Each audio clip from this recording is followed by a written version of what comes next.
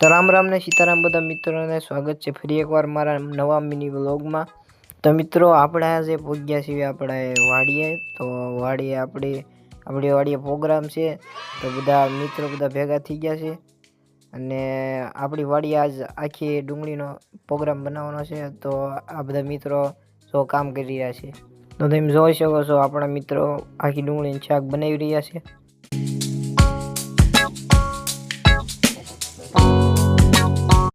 કોથમરી છે આ લીલું લહાણ ને કોથમરી જો આમ થાય।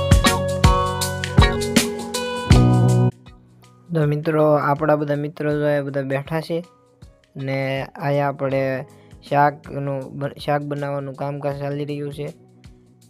અહીંયા બધા શાક બનાવે છે, જોઈ શકો છો।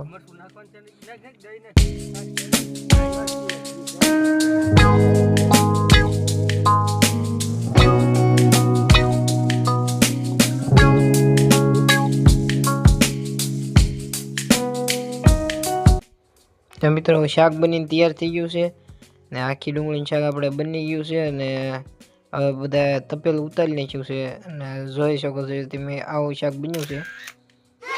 તો આ ભોલાભાઈ આપણે જોવે છે શાકને કેવું થયું છે એમ।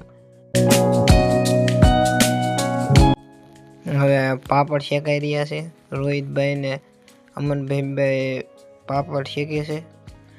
આખી ડુંગળીનું શાક અરે પાપડ ખવાશે તો મજા આવશે ગાઈસ। તો પાપડ શીખી રહ્યા છે રોહિતભાઈ, જોઈ શકો છો તમે। તો મિત્રો શાક બની તૈયાર થયું છે અને આપણે હવે જમવા બેસી ગયા છીએ। જો ભોલાભાઈ બધાને આપે છે શાક ને એવું, તો એ બધા બેસી ગયા છે પંગતે। તો હવે આપણે શાકની મજા માણીશું, કેવું બન્યું છે એવું તમને શાકીને હું તમને બતાડીશ। શાક તો ગાઈસ એક નંબર થયું છે, મજા આવી ગઈ છે ખાવાની તે।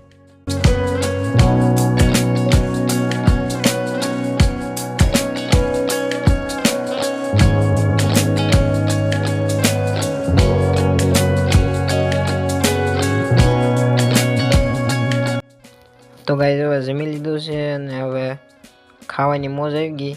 આવી જ રીતે તમારા મારા મિની વ્લોગ જોવો હોય તો અમારી ચેનલને લાઈક કરજો, શેર કરજો અને સબસ્ક્રાઈબ કરજો અને બન્યા રહેજો તમે અમારા નવા વ્લોગમાં।